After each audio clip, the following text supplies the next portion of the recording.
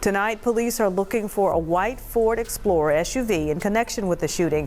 It has dark tinted windows and black wheels. The world has had to witness the tragic horror of far too many rappers and music executives being murdered for several reasons, ranging from gang rivalry to drug peddling, among others. Many times, these unsuspecting individuals are killed by drive-through shooters in public places. The death of Big Juke is one of such cases. Big Juke's murder was indeed a blow to the music industry and the world at large, with many calling out for justice. The investigation has now taken a turn that has renewed the hopes of those calling out for his killers to be brought to book. In this video, I will dive into the details of Yo Gotti's brother's footage that could change everything. The footage of Big Juke's death and fans' reaction. Big Juke's murder sent shockwaves through the music industry and the Memphis community. But to truly understand the gravity of this tragic event, we must delve into the events leading up to that fateful day. It all began with the funeral of Eric Bovin, a notorious figure in the Memphis drug scene and a former partner of Yo Gotti and Big Juke's aunt. Bovin, a well-known cocaine kingpin in the 1980s and head of the Bovin family, passed away on December 31st, 2023 at the age of 63. His funeral was attended by a crowd of mourners, including Big Juke, who was there to pay his respects. After the funeral, a repast was held at Perignon's Restaurant and Event Center, a popular gathering spot in Memphis. It was meant to be a time for family and friends to come together, share memories, and find solace in each other's company. Little did they know that this gathering would soon turn into a scene of tragedy. What the public didn't know was that while the repast was on, an evil assailant was making their way to the venue. The streets of Memphis are known to be filled with rivalries and simmering feuds, and it seemed that the event had attracted some unwanted attention. It was during this time that Big Juke, Yo Gotti's older brother, found himself in the crosshairs of a deadly confrontation. Around 4:15 p.m., gunshots rang out, shattering the peace and tranquility of the repast. Chaos ensued as people scrambled for cover, desperately trying to make sense of the unfolding nightmare. While the shooting was taking place, the Memphis Police Department received a distress call and swiftly responded to the scene at 6385 Winchester Road. When the officers arrived, they were met with a scene of horror. They found two victims, both suffering from multiple gunshot wounds, and the shooter had fled the scene. Among the victims was Big Juke, who was found in a vehicle fighting for his life. The officers immediately jumped into action to provide medical assistance. Tragically, despite the efforts of the medical team, Big Juke succumbed to his injuries and was pronounced dead. The news of his untimely demise spread like wildfire, leaving the music industry and the Memphis community in a state of shock and disbelief.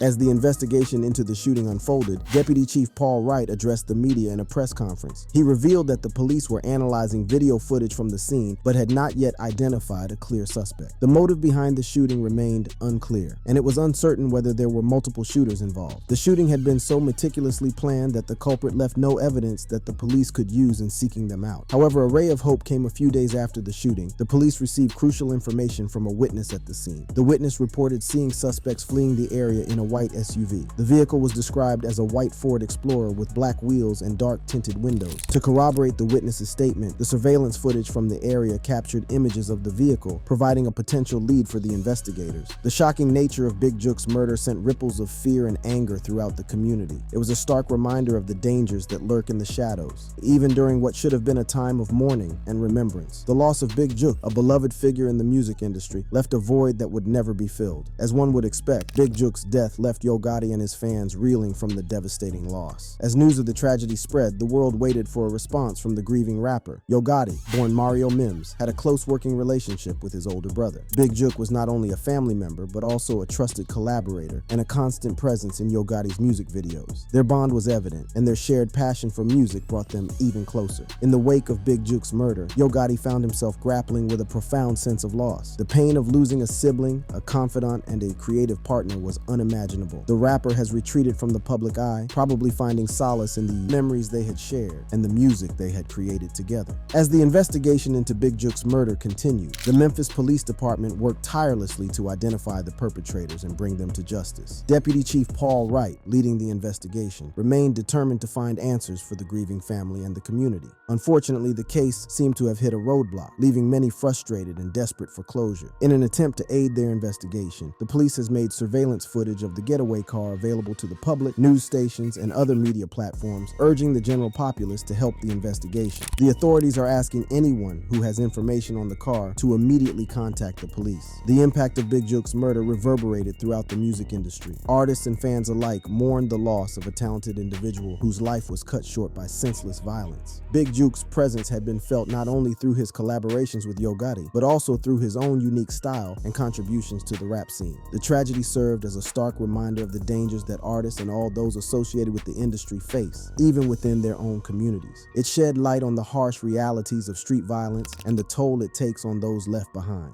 Big Juke's murder became a rallying cry for change, prompting discussions about the need for safer environments and the importance of addressing the root causes of violence. As news of Big Juke's tragic death continued to spread like wildfire, the hip-hop community was left reeling with shock and disbelief. While Yo Gotti has remained silent on the matter, the immediate reaction online came from the CMG artist who had the privilege of working with Anthony Mims. One of the first artists to express her grief was superstar CMG rapper Glorilla. Taking to Instagram, she shared a poignant photo of herself at the 2023 Grammy Awards alongside Yo Gotti and Big Juke. The caption accompanying the photo read, "Get your rest," with a crying emoji. This heartfelt tribute struck a chord with fans and fellow artists alike as they flooded the comments section with messages of support and condolences. Another CMG rapper, Big Boogie, also took to social media to mourn the loss of his friend and collaborator. He posted a photo of himself with his head bowed, paying homage to Big Juke with the words, "Forever love you." Big Boogie further shared a series of Instagram stories featuring cherished memories of Big Juke, including photos and videos, all accompanied by heartfelt messages of love and remembrance. Louisville rapper SG, another MG artist, joined the chorus of tributes, sharing a photo of himself alongside Big Juke. In his heartfelt post, he praised Big Juke's authenticity and loyalty, writing, "Kept it real with me, I could never forget." The outpouring of support from SG and other CMG artists showcased the deep bond and camaraderie within the music family. Beyond the CMG circle, numerous performers and artists from the hip-hop community also took to social media to express their condolences and pay tribute to Big Juke. The news of his untimely passing resonated deeply, prompting an outpouring of love and respect from all corners of the industry. Fans and fellow artists alike were left in shock and disbelief, struggling to come to terms with the loss of such a talented individual. The social media platforms were flooded with messages of grief, with hashtags like #RipBigJuke and #GoneTooSoon trending as a testament to the impact Big Juke had on the music community. The immediate reactions to Big Juke's death showcased the profound impact he had on those who knew him personally and professionally. The tributes from CMG artists like Glorilla, Big Boogie, and SG, as well as the wider hip-hop community, served as a testament to the love and respect he garnered throughout his career. Relationship with Yo Gotti.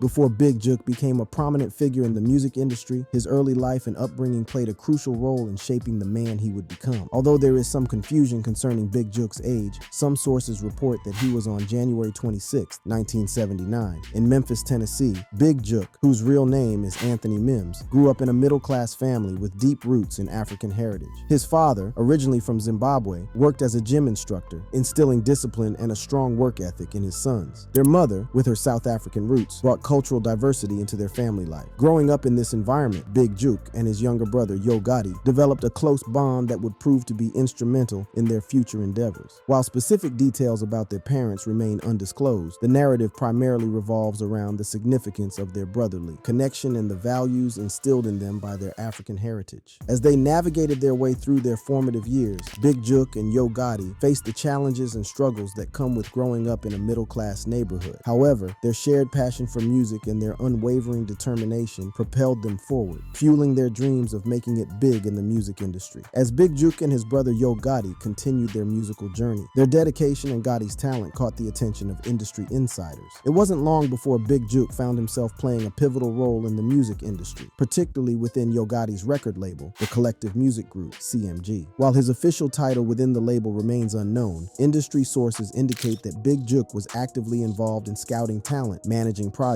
and promoting the company. Big Juke's contributions to CMG extended beyond his familial ties. He recognized the importance of nurturing and promoting emerging artists, and he actively worked towards creating opportunities for them within the industry. His keen eye for talent and his ability to spot potential set him apart, making him an invaluable asset to the CMG label. Under Big Juke's guidance, CMG flourished, becoming a powerhouse in the music industry. The label's success can be attributed in part to Big Juke's multifaceted approach. He understood that talent alone wasn't enough. It required strategic strategic insight, dedication, and a deep understanding of the industry landscape. Big Jukes' role within CMG allowed him to work closely with artists signed to the label, providing them with guidance and support. He became a mentor figure, helping artists navigate the complexities of the music industry and ensuring their success. His dedication to the growth and development of CMG's artists showcased his commitment to the label's success. In addition to his behind-the-scenes work, Big Juke also made appearances in several music videos released by CMG. His presence in these videos further solidified his status within the industry and showcased his versatility as a music industry executive. While Big Juke's contributions to CMG were significant, it's important to note that his influence extended beyond the label. He actively promoted artists under the CMG imprint, helping them gain exposure and recognition. His connections within the industry allowed him to open doors for these artists, giving them opportunities that they may not have otherwise had. It's worth mentioning that CMG, partnered with major label Interscope, became a force to be reckoned with in the music industry. The label's roster of talented artists, combined with Big Juke's expertise and guidance, propelled CMG to new heights. Together, they dominated the charts and solidified their place in the industry. If there's one thing that's glaring to all who encountered Big Juke during his lifetime, it's the fact that there's no telling his story without delving into the life and achievements of his brother Yo Gotti. One could even say that their destinies were somewhat intertwined. Mario Centel Gaiden Mims, known to the world as Yo Gotti, came into this world on May 19, 1981, with a fire in his soul and a determination to make his mark on the music industry. At the tender age of 14, Yo Gotti began his journey as a rapper, going by the name Lil Yo. He quickly became affiliated with DJ Sound and his crew, honing his skills and gaining recognition within the local hip-hop scene. During the early 2000s, Yo Gotti released a string of independent albums that showcased his raw talent and lyrical prowess. From Day Dope Game 2 DA Rap Game 2000, Self-Explanatory 2001, Life 2003, to Back 2 DA Basics 2006. Each album served as a stepping stone in his musical evolution. These projects not only solidified his presence in the underground rap scene, but also laid the foundation for his future success. Despite the challenges he faced, Yo Gotti's relentless work ethic and unwavering determination propelled him forward. He refused to let his circumstances define him, using his experiences as fuel for his music. His lyrics reflected the harsh realities of his upbringing, painting a vivid picture of life in the streets of Memphis. As Yo Gotti's reputation grew, so did his fan base. His unique blend of Southern hip-hop, infused with his distinct storytelling ability, resonated with listeners far and wide. His music became a voice for those who had been overlooked and marginalized, shining a light on the struggles and triumphs of the streets. But it wasn't just his music that captivated audiences. Yo Gotti's magnetic stage presence and charismatic persona made him a force to be reckoned with. His live performances were electrifying, leaving audiences in awe of his energy and passion. He commanded the stage with an unmatched intensity, captivating fans with every word he uttered. Beyond his music career, Yo Gotti's entrepreneurial spirit led him to establish his own record label, Collective Music Group, CMG, in 2012. This move allowed him to not only further his own artistic endeavors, but also provide a platform for other talented artists to showcase their skills. CMG quickly became a powerhouse in the industry, signing successful acts such as Moneybagg Yo, 42 Doug, Black Youngstar, and many more. In the late 2000s, Yo Gotti's music career reached new heights as he gained recognition for his breakthrough hits and signed a major label deal. From 2009 to 2012, this period marked a significant turning point in his journey towards hip-hop stardom. It all began in 2009 with the release of 5 Star, the original first single from his major label debut album, Live from the Kitchen. The track quickly caught the attention of music enthusiasts, climbing the charts and solidifying Yo Gotti's presence in the mainstream rap scene. 5 Star peaked at number 79 on the Hot 100, number 19 on the US R&B chart, and number 11 on the US Rap chart, showcasing his crossover appeal and undeniable talent. Building on the success of 5 Star, Yo Gotti continued to make waves with his second single, Women Lie, Men Lie, featuring Lil Wayne. Released in December 2009, the track became an instant hit, further establishing Yo Gotti as a force to be reckoned with. Women Lie, Men Lie peaked at number 81 on the Hot 100, number 22 on the US R&B chart, and number 12 on the US Rap chart, solidifying his commercial success and expanding his fan base. In July 2010, Yo Gotti released Look in the Mirror, the third single from his upcoming album. The introspective track showcased his storytelling abilities and lyrical depth, resonating with listeners on a deeper level. Although it didn't achieve the same commercial success as his previous singles, Look in the Mirror made its mark, peaking at number 97 on the US R&B chart. Amidst the anticipation for his major label debut, Live from the Kitchen, Yo Gotti faced several delays and setbacks. However, in January 2012, the album finally hit the shelves, marking a significant milestone in his career. Live from the Kitchen debuted at number 12 on the US Billboard 200, selling 16,000 copies in its first week. The album album showcased Yo Gotti's growth as an artist, featuring a mix of introspective tracks and hard-hitting bangers that resonated with fans. Despite the initial success of Live from the Kitchen Yo, Gotti faced challenges following the album's release. Disappointed with the album's sales, he made the decision to part ways with RCA Records and Polo Grounds Music in 2012. This move allowed him to take control of his artistic direction and pave his own path in the industry. During this period, Yo Gotti also continued to release mixtapes, further solidifying his presence in the hip-hop community. In October 2012, he dropped the highly anticipated Cocaine Music 7, The World Is Yours, the 7th installment in his well-known mixtape series. The project showcased his versatility as an artist and his ability to captivate listeners with his raw and authentic storytelling. From 2013 to the present, Yo Gotti's career has been marked by evolution, resilience, and a relentless pursuit of success. During this period, he continued to release impactful music, collaborate with industry heavyweights, and make significant moves as an entrepreneur. In early 2013, Yo Gotti made a major announcement that would shape the trajectory of his career. He revealed that he and his label, CMG, had signed a distribution deal with Epic Records, led by longtime business partner L.A. Reid. This partnership provided Yo Gotti with the platform and resources to further expand his reach and impact in the music industry. In addition to his music career, Yo Gotti has made significant moves as an entrepreneur. In 2016, he announced a deal with Jay-Z and his Roc Nation label in partnership with his own CMG imprint. This partnership allowed Yo Gotti to further expand his brand and solidify his position as a savvy businessman in the industry. In recent years, Yo Gotti has continued to make waves in the music industry with his remarkable achievements and groundbreaking releases. From the critically acclaimed album Untrapped to the highly anticipated CM10 Free Game, Yo Gotti has solidified his status as a visionary artist and a true force to be reckoned with. In January 2020, Yo Gotti unleashed his 10th studio album, Untrapped, to the world. The project showcased his growth as an artist and his ability to push boundaries. With features from industry heavyweights such as Megan Thee Stallion, Lil Uzi Vert, Rick Ross, Ty Dolla $ign, and Moneybagg Yo, among others, Untrapped became an instant hit. The album debuted in the top 10 of the Billboard 200, marking Yo Gotti's 4th consecutive top 10 debut on the chart. Although Big Juke's role and contributions to the success and achievements of Yo Gotti mostly took place behind the scenes, and as such cannot be quantified, the world continues to watch with bated breath, hoping that somehow Gotti is able to recover from this tragic loss. Gotti has also found himself embroiled in the rumors about Big Juke's passing, speculations around Big Jukes' death. As the shockwaves of this tragic event reverberated through the industry, the speculation surrounding Big Jukes' death took an unexpected turn. These speculations revolve around a connection between Big Jukes' untimely demise and the assassination of a prominent Memphis-based rapper, Young Dolph. To understand the significance of these speculations, we must delve into the long-standing conflict between Yo Gotti, Big Jukes' brother, and Young Dolph. For those unfamiliar with the history, Yo Gotti and Young Dolph had been engaged in a bitter feud that spanned several years. The rivalry between the two artists was well documented, with diss tracks and public confrontations fueling the tension between them. The rivalry originated when Young Dolph released his debut album, King of Memphis, in 2016. Other rappers from Memphis, including Yo Gotti, were offended by the album title. What started out as a little offense would later escalate into several diss tracks between Yo Gotti and Young Dolph. However, it didn't end there. In February 2017, Young Dolph's car was riddled with several bullets in what was clearly an attempt on his life. Thankfully, the car was bulletproof and there were no casualties. Following the attack, accusing fingers were pointed at Yo Gotti and all others who had had run-ins with Dolph in the past. Unfortunately, Yo Gotti and Dolph did not settle their differences until Young Dolph's sudden death in 2021. Adolph Robert Thornton Jr., popularly called Young Dolph, was born on July 27, 1985, in the vibrant city of Chicago, Illinois. However, his life took a significant turn when he moved to Memphis, Tennessee at a young age.